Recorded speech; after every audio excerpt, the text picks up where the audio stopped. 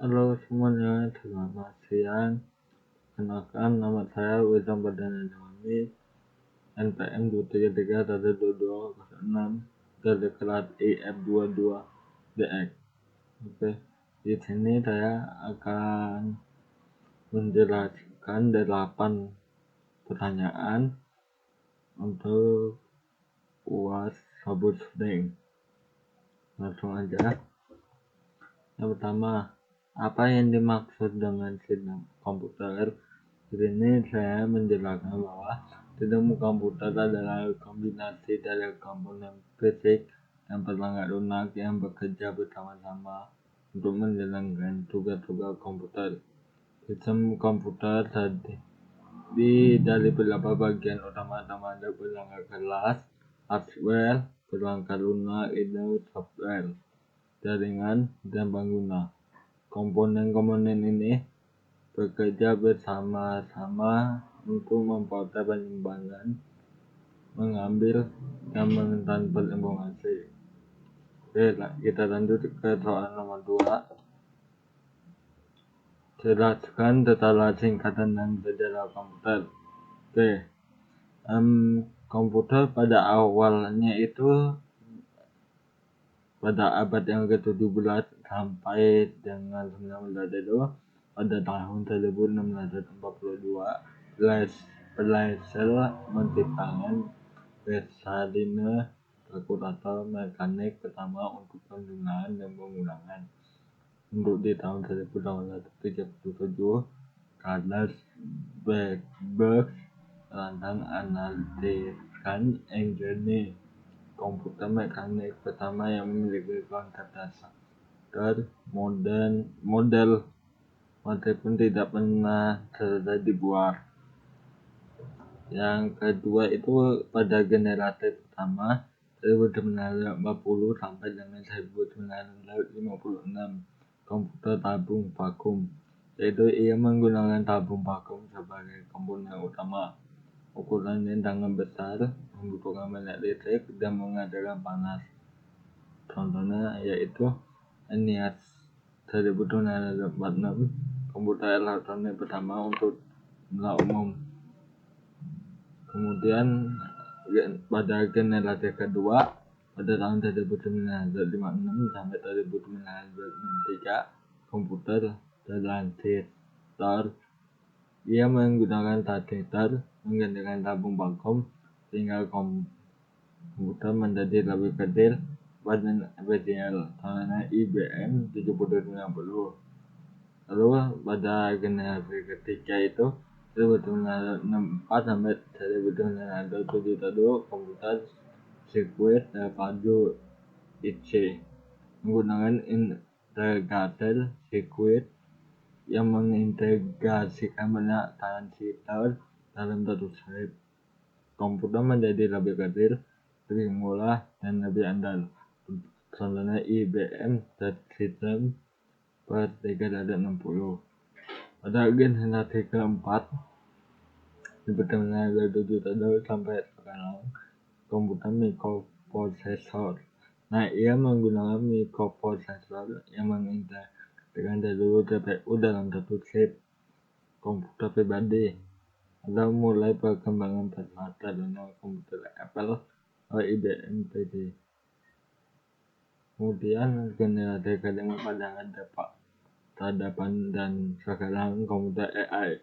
Pokoknya pada kejadian buatan AI, komputer kuantum dan teknologi jaringan. Komputer menjadi lebih pintar dengan kemampuan pembelajaran mesin dan pemrosesan data yang sangat kompleks. Nomor 3 yaitu soalnya sebutkan 7 komponen penting pada motherboard. Motherboard itu yang pertama ada soket CPU atau processor soket, tempatnya untuk memasang processor. Jenis soket berbeda-beda sesuai dengan tipe dan merek processor seperti Intel atau AMD.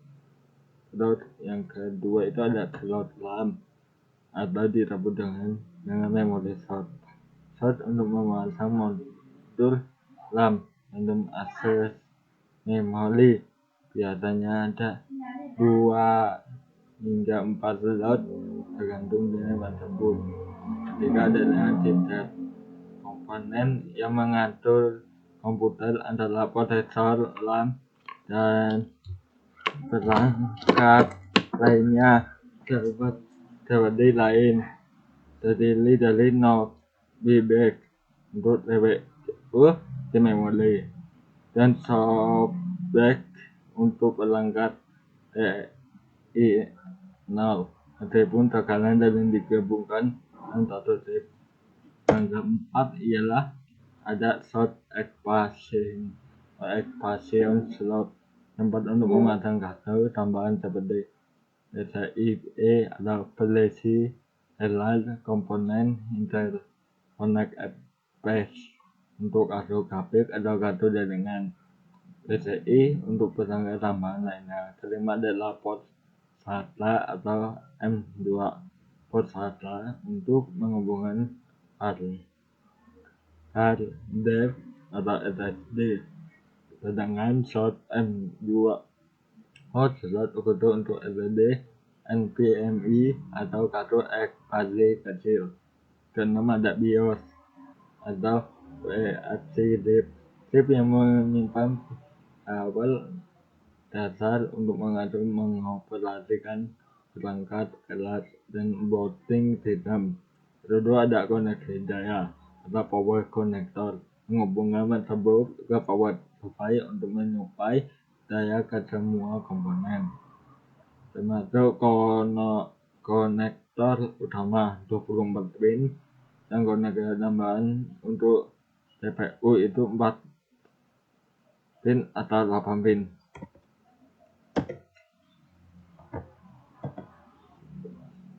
Soal keempat, apa sih fungsi kontrol unit atau CPU pada prosesor? Yang pertama itu untuk mengatur instruksi program disambungkan dengan CPU. Saya membaca instruksi dari memori utama RAM dan menemukan langkah-langkah untuk yang harus dilakukan oleh prosesor. Kedua, mengontrol aliran data. Mengatur aliran data adalah komponen prosesor tetapi arithmetic logic unit atau disebut dengannya ALU, register dan memori. Ketika ada pendekator instruksi menerjemahkan decode instrumen yang diambil dengan menjadi sinyal controller yang dimengerti oleh bagian lain dan CPU. Lalu ke berikutnya mengolah sinyal controller, menghitungkan sinyal controller ke berlangkah ketat untuk memastikan semua komponen bekerja sesuai dengan perintah instruksi. 5. Sebutkan SanDisk Department. Oke, di sini saya akan menjelaskan SanDisk. Pengertian SanDisk adalah alat bawaan yang digunakan untuk memeriksa dan membagi kesalahan pada hard disk atau media penyimpanan. Fungsi utamanya yaitu mendeteksi data rusak penstore pada hard disk. Kedua, memperbaiki file yang korup atau rusak akibat kerusakan sistem. Ketiga, memastikan integritas sistem file. Salah satunya ialah hanya melakukan pemindahan pada sistem file dan basic disk untuk memindahkan dan membedakan masalah. Contoh kasus penggunaannya ialah ketika komputer tiba-tiba atau crash, SanDisk dapat digunakan untuk memperbaiki data yang mungkin rusak. Sedangkan untuk defragmentasi, pengertiannya adalah defragment adalah proses pengatur ulang data pada hard disk agar file yang defragmentasikan peta-peta ditutup kembali pada berturut. Fungsi utamanya ialah mengoptimalkan kinerja hard disk dalam mengulang waktu atau data, mengulangi fragmentasi file hingga data dapat diakses lebih cepat. Salah satunya ialah data yang disebar di berbagai sektor hard disk dikumpulkan kembali secara berurutan. Contoh kasus penggunaannya ialah ketika sistem menjadi terlambat akibat fragmentasi yang tinggi, panen tadi apa meningkatkan kedapatan atak atau 6. Di sini kalau keenam ialah gabungan 4 hal input dan output beserta fungsinya. Ini keyboard yang pertama itu fungsinya itu memantulkan data atau bernilai baik angka atau kalkulasi lainnya ke dalam keyboard. Terus mouse itu intinya mengenalkan pointer pada layar yang memberikan perintah menjadi ketik agar berjalan. Ketika data panel fungsinya mengubah dokumen atau bab itu menjadi format di dalam font. Terus keempat yaitu fungsinya mengubah warna menjadi data untuk memproses oleh komputer. Yang kedua, terbuka macam-macam permasalahan pada komputer memberikan solusinya. Ini yang terperlu. Yang pertama yaitu komputer tiba-tiba mati. Penyebabnya masalah pada power supply, kabel daya atau tombol power. Solusinya yaitu ketika konektor kabel daya patikan tombol power berbunyi. Ganti power supply jika tidak. Kedua, sistem operasi tidak browsing. Penyebabnya yaitu sistem rusak atau hilang, disk bermasalah. Solusinya ialah gunakan fitur software atau kabel USB untuk membuat sistem jika disk dengan alat diagnostik.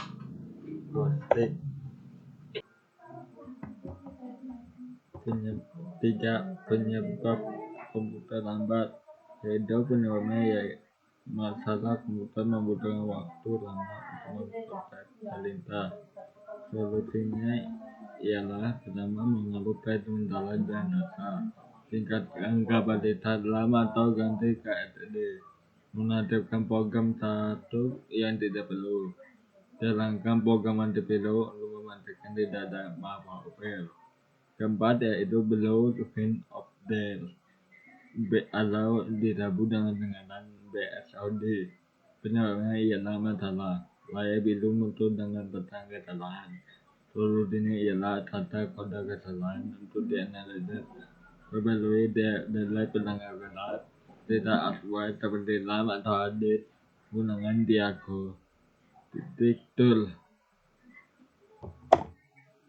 Kelima, komputer tadi data sendiri. Penyebabnya ialah over pada prosesor, masalah pada RAM atau itu. Solusinya ialah ketika ngebat atau pendengar prosesor, sekarang komputer dengan antivirus. Keenam, pendengar USB tidak terdeteksi. Penyebabnya yaitu port USB pada atau adalah tidak terlintas. Solusinya ialah betulkan port USB, install ulang dari pelanggan USB. Kedua adalah keyboard atau mouse tidak berfungsi. Penyebabnya koneksi longgar atau bilangan rusak.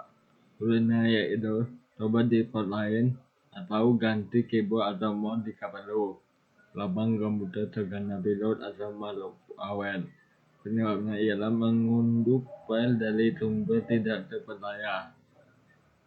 Salah solusinya ialah sekarang menggunakan antivirus terpercaya menjadi membuka file mencurigakan. Ke-9, upload malware. Penyebabnya yaitu masalah pada sumber daya listrik, power supply rusak atau kabel tidak terhubung baik. Solusinya ialah periksa negeri kabel dengan pastikan itu menyala, kemudian cek power supply atau ganti. Jika tidak ada, pastikan tombol power berfungsi. Baru layar blank no display. Penyebabnya ialah masalah pada kabel monitor PGA dan RAM. Solusinya ia tidak tempatkan ulang kabel monitor, pastikan atau pasang ulang RAM, ganti PGA jika rusak. 8. Tanggapi informasi sesuai dengan fungsinya. Oke, di sini saya ada 9 informasi. Nama RAM ada di level random access memory. Fungsinya berfungsi sebagai memori sementara untuk menyimpan data dan instruksi yang sedang diproses oleh prosesor. Kedua adalah prosesor CPU, Arena Data Processing Unit. Fungsinya sebagai otak komputer yang menjalani perintah dan mengolah data. Ketiga itu ada disk. Disk itu berfungsi sebagai media penyimpanan permanen untuk data, program, atau sistem operasi. Empat adalah LAN card atau network install card. Fungsinya menghubungkan komputer ke jaringan lokal atau internet. VGA card, video grafik array. Nah, fungsinya itu mengolah data grafik menampilkan gambar ke monitor. Kemudian ada BIOS tadinya berarti info output sistem. Fungsinya menginisialisasi pelanggan data semua sistem operasi saat sudah dinyalakan. Kedua ada basis CMOS. Fungsinya menimpa mengatur output dan manipulasi BIOS saat komputer dimatikan. Lawan ada sistem operasi berfungsi sebagai pengolahan pelanggan data yang pelanggan lunak data antar muka pengguna. Kesembilan adalah software berfungsi sebagai program atau aplikasi yang digunakan untuk menjalankan berbagai komputer. Oke, terima kasih, itu aja yang bisa saya sampaikan. Mohon maaf ada kata yang kurang berkenan, saya akhiri dan terima kasih.